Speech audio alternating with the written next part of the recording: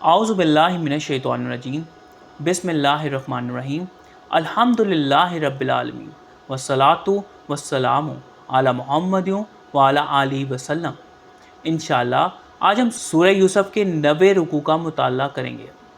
اس سے پچھلے رکوع کا خاتمہ اس بات پر ہوا تھا کہ یوسف علیہ السلام کے بھائی جب دوبارہ اس شہر میں آئے تو وہ اپنے والد صاحب کے کہنے کے مطابق متفرق دروازوں سے داخل ہوئے۔ یہ تدبیر اللہ تعالیٰ کی مشیت کے مقابلے میں کچھ کام نہ آ سکتی تھی۔ یہ دراصل حضرت یعقوب علیہ السلام کے جی کی ایک حاجت تھی جو انہوں نے پوری کی، اور اس کی بنیاد کوئی توہم پرستی نہیں بلکہ علم پر تھی۔ اللہ تعالیٰ نے آپ کو علم حقیقی سے بہرہ مند فرمایا تھا، جبکہ اکثر لوگ حقیقت کا علم نہیں رکھتے۔ آئیے مطالعہ قرآن کا آغاز اس دعا کے ساتھ کرتے ہیں کہ اللہ تعالیٰ اپنے حبیب رحمت للعالمین صلی اللہ علیہ وآلہ وسلم کے طفیل ہمیں قرآن کریم کا صحیح مفہوم عطا فرمائیں، آمین۔ بسم اللہ الرحمن الرحیم ولما دخلوا علی یوسف آوا الیہ اخاہ، اور جب وہ داخل ہوئے یوسف علیہ السلام کے پاس جگہ دی اپنے پاس اپنے بھائی کو۔ قال انی انا اخوک فلا تبتئس بما کانوا یعملون، فرمایا میں تمہارا بھائی ہوں تو نہ سنگینی محسوس کرنا اس کی جو اعمال انہوں نے کیے۔ تبتئس باس سے نکلا، دل گرفتہ ہونا، فیل ہارشنس۔ جب یہ لوگ یوسف علیہ السلام کے پاس حاضر ہوئے تو آپ نے اپنے بھائی کو اپنے پاس جگہ دی اور اسے بتا دیا کہ وہ اس کے حقیقی بھائی ہیں، اور ساتھ ہی آپ نے تلقین کر دی کہ انہیں سوتیلے بھائیوں کی حرکتوں سے دل گرفتہ ہونے کی ضرورت نہیں۔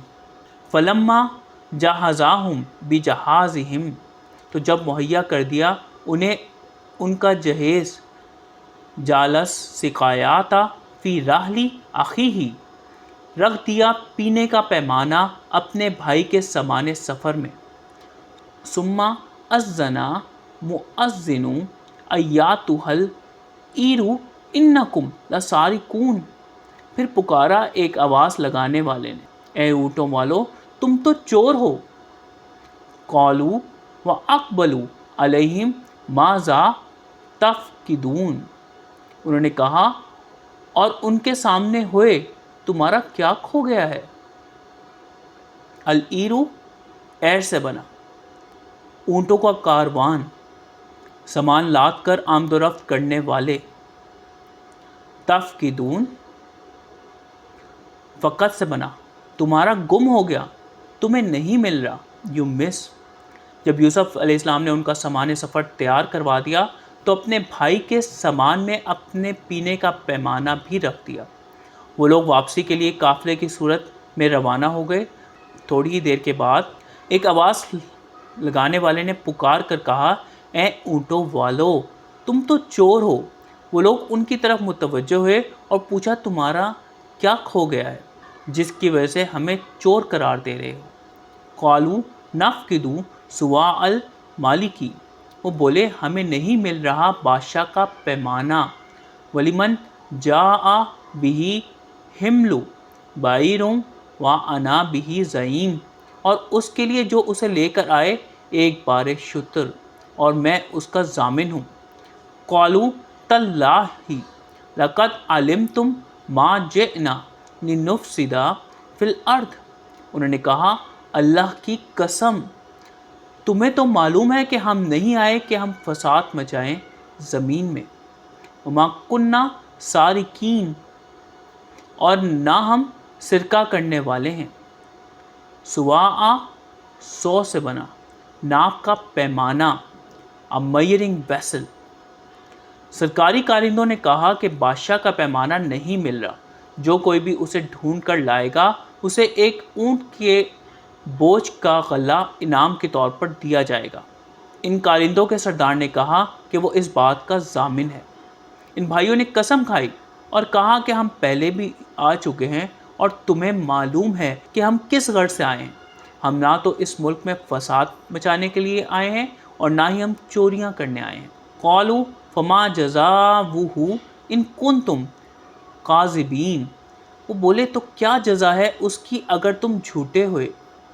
قالوا جزاؤہ مو وجید فی رحلہ فہو جزاؤہ، انہوں نے کہا اس کی جزا جس کے سامان سفر میں سے پایا جائے تو وہی اس کی جزا میں۔ کذالک نجزی الظالمین، اسی طرح ہم جزا دیتے ہیں ظالموں کو۔ سرکاری کارندوں نے ان سے کہا کہ اگر تمہاری بات جھوٹی ثابت ہوئی تو کیا سزا ہوگی؟ انہوں نے کہا جس شخص کے سامان سے گمشدہ چیز پائی جائے وہی اس کے بدلے میں رکھ لیا جائے۔ ہمارے یہاں غلط کام کرنے والوں کو اسی طرح سزا دی جاتی ہے۔ فَبَدَأَ بِأَوْعِيَاتِهِمْ قَبْلَ وِعَاءِ أَخِيهِ، تو ابتدا کی ان کے سامان سے اپنے بھائی کے سامان سے پہلے، ثُمَّ اسْتَخْرَجَهَا مِنْ وِعَاءِ أَخِيهِ، پھر نکال لیا اسے اپنے بھائی کے سامان سے، كَذَلِكَ كِدْنَا لِيُوسُفَ، اسی طرح ہم نے تدبیر کی یوسف علیہ السلام کے لیے، مَا كَانَ لِيَأْخُذَ أَخَاهُ فِي دِينِ الْمَلِكِ إِلَّا أَن يَشَاءَ اللَّهُ، نہ تھا کہ وہ پکڑ سکتا اپنے بھائی کو ملکی قانون کے مطابق، الا یہ کہ اللہ تعالیٰ چاہے۔ نرفع درجات من نشاء، ہم رفعت دیتے ہیں درجات میں جو کوئی ہم سے چاہتا ہے۔ وفوق کل ذی علم علیم، اور اوپر ہے ہر ذی علم کے ایک علم والا۔ فبدأ، بدا سے نکلا شروع کیا، بگن، بأوعیاتہم، وعی سے بنا، ان کی بوریاں یا برتن جن میں سامان جمع کر کے رکھا گیا، their containers۔ اس بات چیت کے بعد یوسف علیہ السلام کے بھائی کے سامان سے پہلے دوسرے بھائیوں کے سامان کی تلاش شروع کی گئی، اور آخر میں آپ کے بھائی کے سامان سے گمشدہ چیز برآمد کر لی گئی۔ اس طرح رب کریم نے یوسف علیہ السلام کی تائید اپنی تدبیر سے کی، ورنہ حضرت یوسف علیہ السلام اپنے ملکی قانون کے مطابق اپنے بھائی کو اپنے پاس نہیں روک سکتے تھے، لیکن رب کی تدبیر سے یہ ممکن ہو گیا، جس سے یوسف علیہ السلام کی آرزو بھی پوری ہوئی اور نہ ہی آپ پر کوئی حرف آیا۔ جب اللہ تعالیٰ کسی کام کو سر انجام دیتے ہیں تو حالات اور واقعات اسی کے مطابق ترتیب پا جاتے ہیں۔ سب کاموں کی بنیاد علم پر ہے، اور دنیا میں ایک سے بڑھ کر ایک علم والا موجود ہے۔ اللہ تعالیٰ کا علم ہر صاحب علم کی علمی سطح سے بلند ہے۔ در حقیقت علم حقیقی ہی اللہ تعالیٰ ہیں، وہ جس کو جتنا چاہیں عنایت فرما دیتے ہیں۔ سورۃ الاحقاف کی آیت نمبر 23 میں ارشاد ہے، العلم عند اللہ، علم تو اللہ تعالیٰ کے ہاں سے ہے۔ قالوا ان یسرق فقد سرق اخ له من قبل، انہوں نے کہا اگر اس نے چوری کی ہے، البتہ چوری کر چکا اس کا بھائی اس سے پہلے، فَأَسَرَّهَا يُوسُفُ فِي نَفْسِهِ وَلَمْ يُبْدِهَا لَهُمْ، تو پوشیدہ رکھا اس کو یوسف علیہ السلام نے اپنے نفس میں اور نہ سامنے رکھی بات ان کے۔ قَالَ أَنْتُمْ شَرٌّ مَكَانًا، فرمایا تم بدتر جگہ میں ہو، وَاللَّهُ عَالِمٌ بِمَا تَصِفُونَ، اور اللہ تعالیٰ کو خوب علم ہے اس کا جو باتیں تم بنا رہے ہو۔ تعصفون وصف سے نکلا، کسی کو ایسی صفت کا حامل قرار دینا جو اس میں نہیں، یو ڈسکرائب۔ یہ ماجرا دیکھ کر ان لوگوں نے کہا اگر اس نے چوری کی ہے تو یہ کوئی تعجب کی بات نہیں، اس کا ایک بھائی تھا اور اس نے بھی ایسی ہی حرکت کی تھی۔ یہ سن کر یوسف علیہ السلام نے کمال ضبط اور حوصلے کا مظاہرہ کیا، خاموش رہے اور ان کے سامنے حقیقت کا اظہار نہ کیا، البتہ اپنے جی میں صرف اتنا ہی کہا کہ تم لوگ برے مقام پر ہو، تم لوگ جو کچھ بیان کر رہے ہو اس کی حقیقت سے اللہ تعالیٰ خوب آگاہ ہے۔ قالوا یا ایھا العزیز ان لہ ابا شیخا کبیرا فخذ احدنا مکانا، انہوں نے کہا اے عزیز اس کے ابا جان بہت بڑی عمر کے ہیں تو پکڑ لیجئے ہم میں سے کسی ایک کو اس کی جگہ۔ انا نراکا من المحسنین، بے شک ہم آپ کو محسنین سے دیکھتے ہیں۔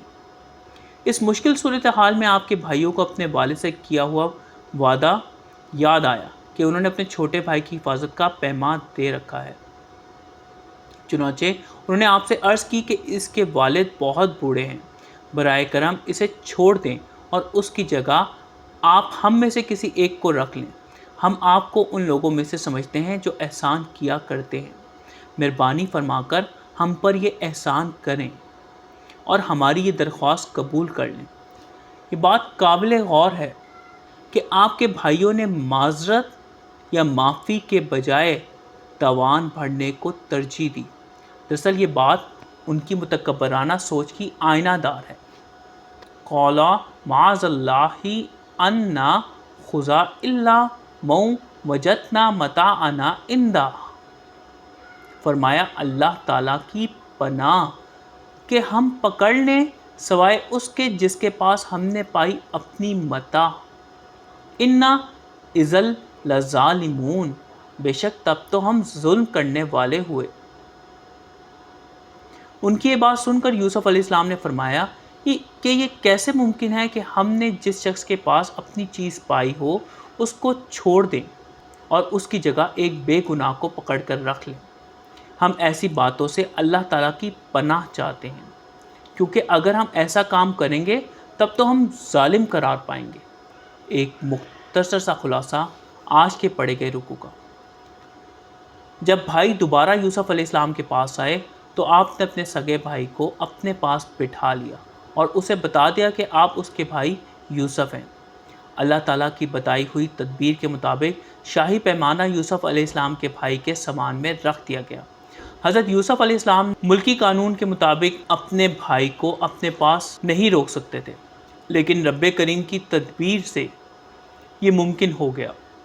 بھائیوں کی ہرزہ سرائی پر یوسف علیہ السلام نے کمال ضبط اور حوصلے کا ثبوت دیا اور ان کو نہ جتایا۔ بھائیوں نے آپ کے سامنے یہ تجویز رکھی کہ وہ اس بھائی کو چھوڑ دیں اور اس کے بدلے ان میں سے کسی ایک کو اپنے پاس روک لیں، لیکن آپ نے اس خلاف قانون بات سے انکار کر دیا۔ اللہ تعالیٰ ہم سب کو قرآن کو صحیح طور پر سمجھنے اور اس پر نبی کریم صلی اللہ علیہ وآلہ وسلم کی سنت مبارکہ کے مطابق عمل کرنے کی توفیق عنایت فرمائے، آمین۔ صدق اللہ العلی العظیم، صلی اللہ تعالیٰ علی حبیبہ محمد و آلہ وسلم۔